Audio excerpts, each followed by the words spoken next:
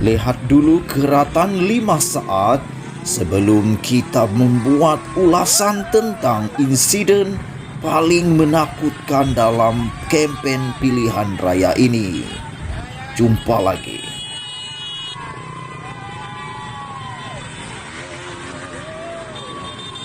Selamat petang, salam sejahtera. Bersama dengan saya di Nazilin Unity Channel, ulasan tanpa batasan, bongkar jangan tak bongkar, bongkar sampai tulon deh. Hari ini saya dapat satu video daripada seorang rakan daripada Johor. Beliau meminta untuk diulas tentang video ini dan juga gambar-gambar yang beliau kirimkan kepada saya.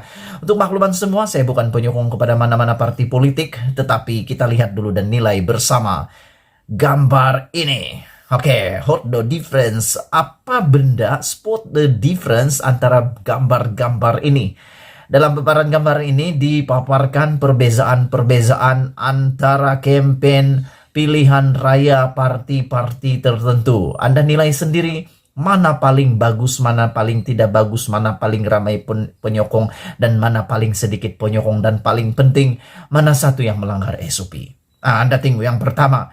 Kalau kamu nampak yang ini PKR begitu tersusun, sedikit orang, tapi tidak langgar SOP. Yang seterusnya pula Parti Amanah pun sama, sedikit orang tetapi tidak langgar SOP.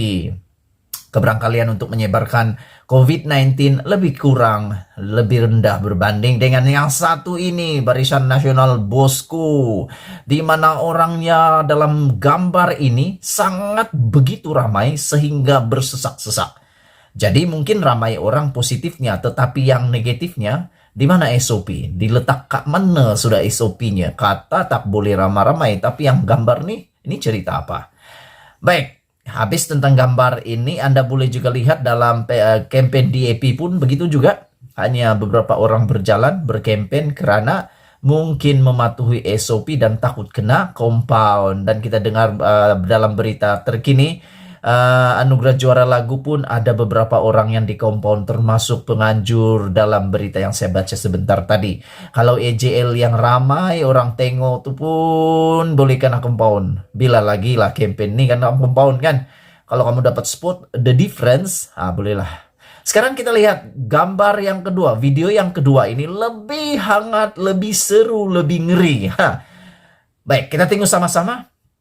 Ini video dia. Sambil kamu lihat, kita perhatikan dalam video ini ada begitu banyak motor yang prang-prengnya. Aku pun tak tahu di mana kampanyenya dengan moto bising-bising ini. Aku pun tak tahu apa yang mereka coba sampaikan. Dalam video ini kita lihat sekumpulan anak-anak muda, anak-anak tua, tak separuh tua, tak tahulah.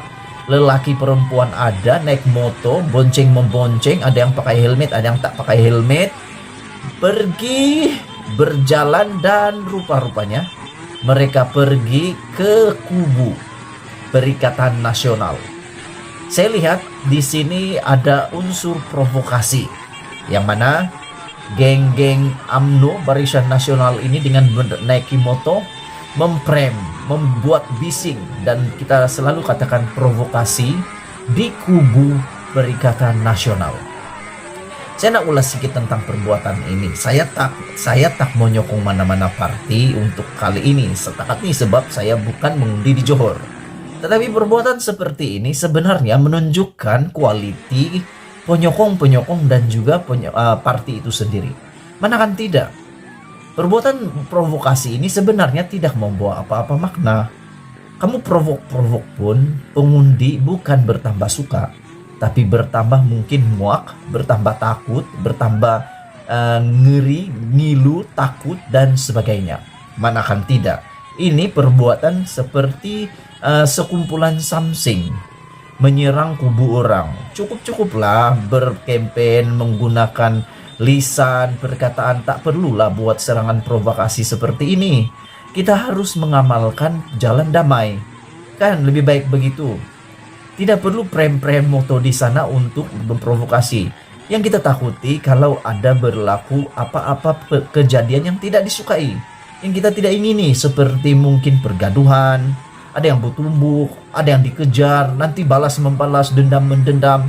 ini akan menyebabkan perkara berlarutan yang kita tidak ingini. Selain daripada itu, kamu harus ingat, dalam kampanye pilihan raya ini hanya mengambil masa paling lama pun 20 hari. Paling lama 21 hari, paling lama 24 hari, 25 hari, cakap macam itulah. Atau dalam 2 minggu. Selepas pilihan raya, selepas kampanye, siap, habis kampanye nak buat apa? Jumpa lagi balik kawan-kawan tuh, kadang-kadang sekeluarga lagi tuh. Jadi nak buat apa? Nasa PRN Anda sibuk gaduh sini, provokasi sini sana, nanti habis PRN atau nanti habis kampanye, yang kamu gaduh tuh dia tetap keluarga kamu, yang kamu gaduh tuh dia tetap keluarga kamu, sebab biasanya kampanye yang macam ini berdekat dan berkenal. Cuma waktu kampanye saja mungkin tak sebulu, mungkin karena perbezaan parti politik, fahaman ideologi, keinginan parti politik, tapi akhirnya nanti kembali semula kepada keluarga. Yang tidak akan terlibat sama di sana adalah calon yang Anda sedang sokong ataupun Anda sedang promosikan itu. Kenapa harus bergaduh? Kenapa penyokong-penyokong ini pula yang bergaduh? Sebab walhal nanti kamulah juga yang akan pulang ke kampung, kamulah juga yang akan bersahabat, kamulah juga yang akan bersaudara semula.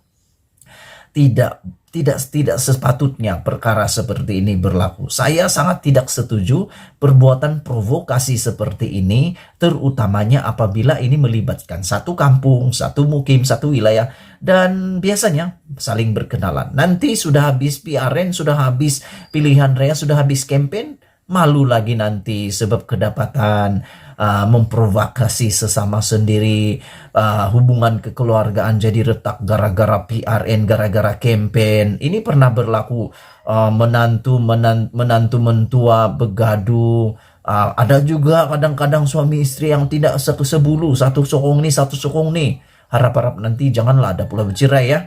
Nah, jadi kita harap perbuatan memprovokasi seperti ini janganlah diteruskan. Kalau ia pun nak berkampanye dengan cara yang sehat.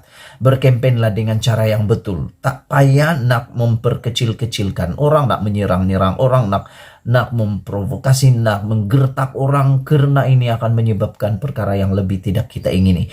Cukuplah Anda mempromosikan apa yang Anda boleh lakukan untuk negeri daerah tersebut atau kerusi tersebut, Dewan Undangan Negeri tersebut. Promosikan saja apa yang kamu mampu lakukan, apa yang kamu tawarkan, pembaharuan atau apa-apa perkara yang mungkin membawa faedah kepada rakyat setempat tersebut. Yang kita buat prem-prem tuh tak ada maknanya, itu hanya menakutkan orang. Harap-harap nanti semua partai politik yang lain janganlah berbuat perkara yang tidak senonoh seperti ini. Ya. Ini hanya menimbulkan kekecohan dan provokasi, dan hanya menimbulkan perkara-perkara yang tidak diingini. Tidak pedulilah mana-mana partai politik, harus lebih saling toleransi, saling memahami, dan saling menjaga keamanan negara kita. Sekian dulu ulasan pada kali ini. Jangan lupa tinggalkan komen Anda, sila tekan butang subscribe, dan kita jumpa lagi. Bongkar jangan tak bongkar, bongkar sampai terlonde.